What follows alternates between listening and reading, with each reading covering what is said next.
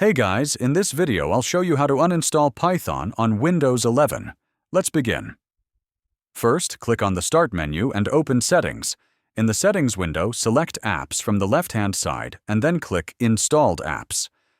Scroll down the list until you find Python. Depending on your installation, you might see multiple versions. Click the three dots next to Python and select Uninstall. A confirmation window will appear. Click Uninstall again to proceed. Wait a few moments while Windows removes Python from your system. To make sure it's fully uninstalled, open the Start menu, search for Command Prompt, and open it.